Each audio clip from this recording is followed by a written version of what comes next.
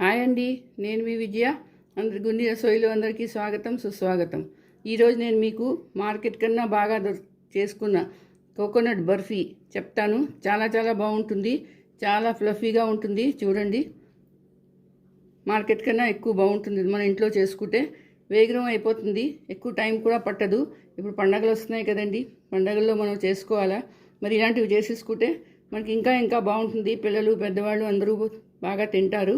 రండి, ఇది ఎలా చేస్తారో చెప్తాను. రండి, దీనికోసం ఏమిటి కావాలో చెప్తాను. ఒక cup milk powder. Milk powder అంటే పిల్లలకి పాలు పడతాం, అది కాదండి. ఇది మిల్క్ పౌడర్ దొరుకుతుంది. అది హాఫ్ కప్పు పంచదార, ఒక cup coconut powder, dry coconut powder ఎక్కడైనా ఏ స్టోర్లోనో దొరుకుతుంది.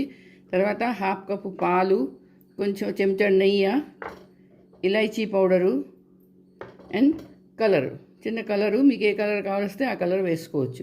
ఇంతేనండి సామాన్లు కావాలి. ఈ సామాన్లతో చాలా మంచి స్వీట్ తయారవుతుంది. రండి, ఎలా చేస్తారో చెప్తాను. ఇప్పుడు స్టవ్ మీద నేను మూకుడు పెట్టుకున్నాను.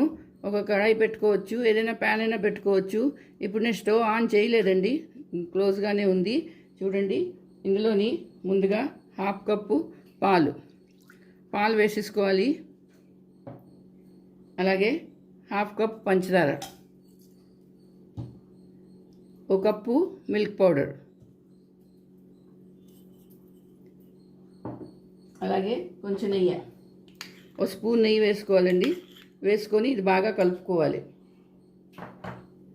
ఇవి అన్నీ మొత్తం బాగా కలిపేసుకోవాలి, ఉండలు లేకుండాను. ఇప్పుడు ఒక కప్పు కోకోనట్ పౌడర్, ఇది కూడా వేసేసుకోవాలి. తర్వాత ఇలాచీ పౌడర్, కొంచెం హాఫ్ స్పూన్ ఇలాచీ పౌడర్ కూడా వేసుకొని ఇవన్నీ బాగా కలుపుకోవాలి. ఇప్పుడు ఇంకా నేను స్టవ్ ఆన్ చేయలేదు. ఇవన్నీ బాగా కలిసిన తర్వాత అప్పుడు చేస్తాను.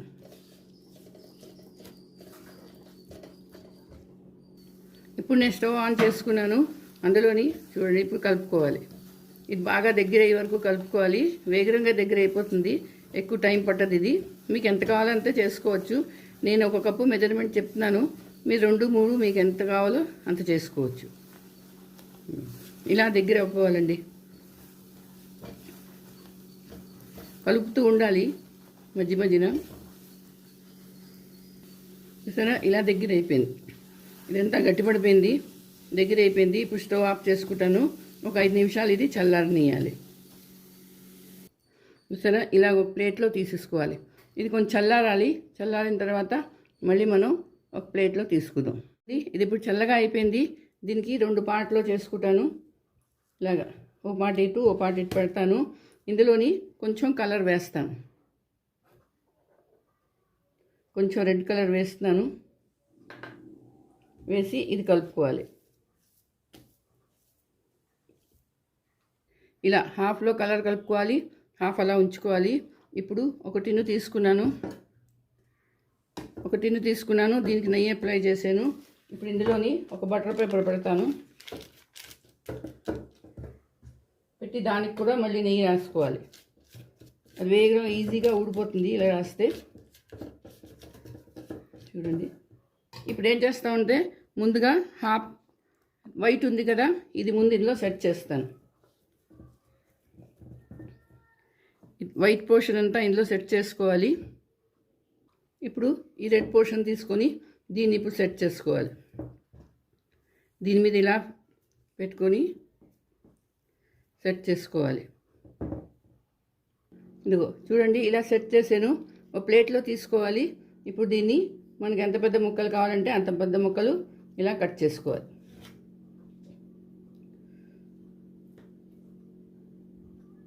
చూడండి, కోకోనట్ బర్ఫీ రెడీ అయిపోయింది. చూడండి, ఎంతో బాగుంది, స్మూత్గా ఉంది. మార్కెట్ కన్నా బాగా వచ్చింది. ఇది చాలా వేగం అయిపోతుంది, తక్కువ సామాన్లతో ఎక్కువగా అవుతుంది. చాలా బాగుంది. మరి మీరు కూడా చేసుకోండి, అందరికీ పెట్టండి. అలాగే నా వీడియో నచ్చితే తప్పకుండా లైక్ షేరు చేయండి.